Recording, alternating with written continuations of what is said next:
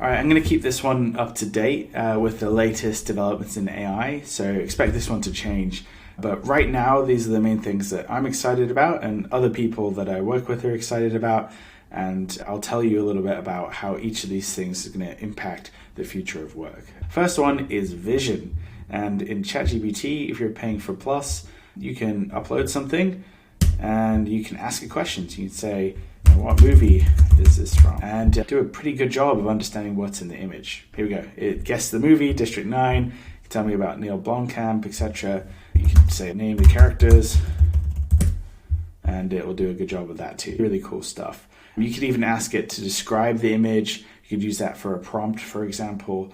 There's a whole host of different things you can do. Now, why is this important? Not just for describing images, but I've used it for things like I can upload pictures of a presentation and it will tell me how I can improve the presentation. I've used it to watch webinars for me and tell me what's happening in different times. There's a real host of things that you can do when AI can see. Other people are using it for navigating around the real world. If you show an image of a crossroads and you give it some context, it can tell you which way to go in the crossroads. Really cool stuff. And I think we're still trying to figure out what to use it for in the near term, but in the long term, this is one of the other building blocks of artificial general intelligence. So when you're thinking about this in terms of the work that you could do now, you don't have to just limit it to text tasks. You could use it for tasks that normally you would need someone to look at something. If you're in an engineering plant, you could take a picture of a leaky pipe and ask it what the fix is, right? Or you could use this to monitor a remote camera and every 5 seconds take a frame and then get it to tell you if someone comes into the building. Or whatever it is you want to do, now you have an outsourced pair of eyes. The other one is Pika Labs. Text to video generation has always been pretty poor, to be honest, but now it's just started to get good. So we have Runway ML2 or the Generation 2. That's also pretty good, but Pika Labs, I think, has done even better. Here's just some drone footage I made. Here's the original here. I literally just put in aerial drone footage of Northern Ireland Rocky Hills. I then reprompted it and asked it to put a dragon in there. And again, it's not amazing quality. This isn't Game of Thrones, but it's at least as good where computer graphics were 10 years ago or something. And that's going to improve really radically.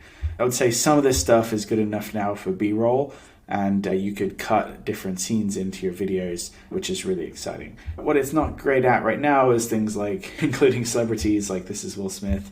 Yeah, this is a famous prompt to try and get him to eat pasta. Yeah, it's not that good, but some things it's pretty good at, like cartoons, really good at. And here's Elon Musk on Mars looking a little bit like Buzz Lightyear. Try this out, it's really fun. You can use this to animate images as well, because you can upload an image as part of the prompt. So this is just now getting there to the point where it's interesting. That means in 6 to 12 months, it's going to be everywhere in AI. And if AI can make video, then that opens up a whole new category of things that it can do, not just images, not just text, but also some of the jobs in Hollywood as well. Now, one thing that really took the world by storm in my space here, in my area of the world at least, is the ability to create custom GPTs. And I just made one just to test it out. What I do here is a couple of tricks to make it tell jokes that are not just the boring dad jokes, family-friendly stuff that AI makes. I tested this out. I made my own kind of joke GPT. And what it does is it can take action. So it can not just use ChatGPT, but it can also send an API call to my website here. And then what I do is I send the joke with a bunch of disclaimers to my website. I clean all the disclaimers out, and then I send it back. It comes back with jokes that are a little bit funnier, right? Here we go. We're talking about animals dating, right? You won't get jokes like that if you just ask ChatGPT to tell you a joke. Now, there's a lot of things you can open up, not just jokes, but people are making different things here.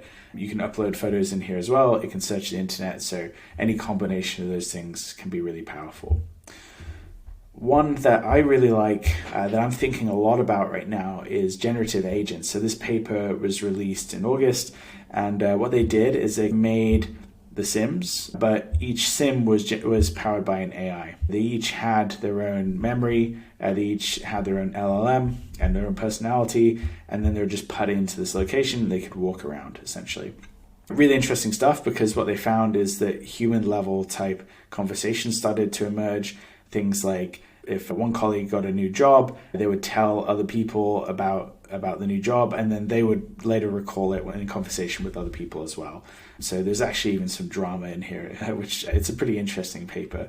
I highly recommend you read it. But this made me think that we went from a single prompt to then agents, these new custom GPTs. And the next thing is going to be a whole host of agents working together in an economy. And there's going to be even more tasks that we can do when you have an entire development team of AIs instead of just a single prompt. There's going to be tasks that we can do to simulate economies and predict what might happen and how information might spread. So I think this is going to be really powerful. One more is ClipDrop. So this is from Stable Diffusion. It's called Stable Diffusion Turbo. Instead of taking 20 to 30 steps to generate, it just takes one step, which is lightning fast. So it can basically generate images as fast as you can type. So if I just say a cat, I don't even have to hit enter, and here we go. There's a picture of a cat, wearing a hat on a mat. There we go.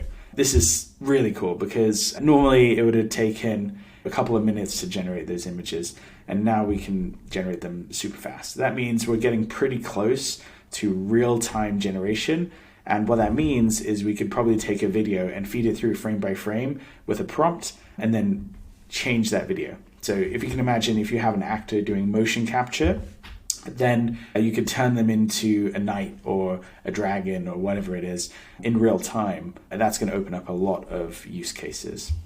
And this is all open source as well, which is really exciting. The final thing in open source is Mistral. So this is a French startup, and therefore I've asked what is the best French cheese. But this is something that is running, like literally running on my computer. I can type whatever I want. I don't require the internet, and it's actually generating this. And this is Mistral's first model. They just released another one more recently. It's a little bit too big to run on my computer, but you can run it on some computers.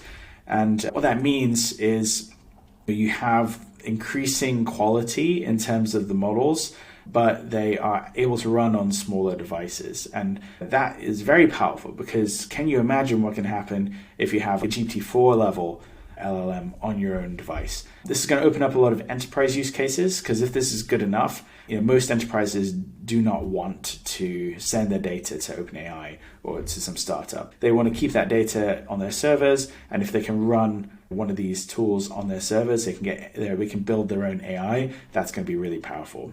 Because this is open source, you can fine tune it, you can make changes to the way it works, you can add whatever you want to it. That's really useful, and I think we're going to see a growing trend here.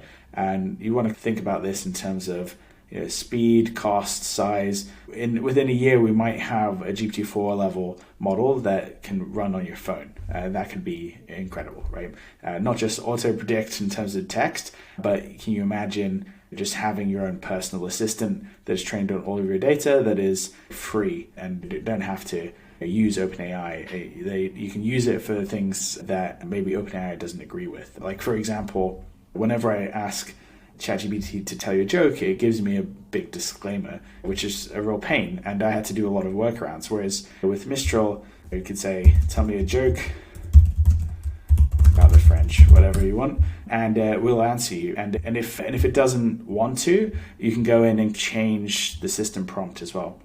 You could get it to respond in whatever way you want, which is really powerful. You can fine tune it to respond and only tell funnier and funnier jokes. So that's just jokes, but you can imagine there's all sorts of possibilities here as well. Okay, hopefully you're as excited by this stuff as I am. Hopefully you see the possibilities. We can't predict the future, but I think that with the way things are going, you can expect to have generative agents that will run on your phone, on your personal devices, on your computers, within your company's servers, and they're going to be able to see and generate video as well.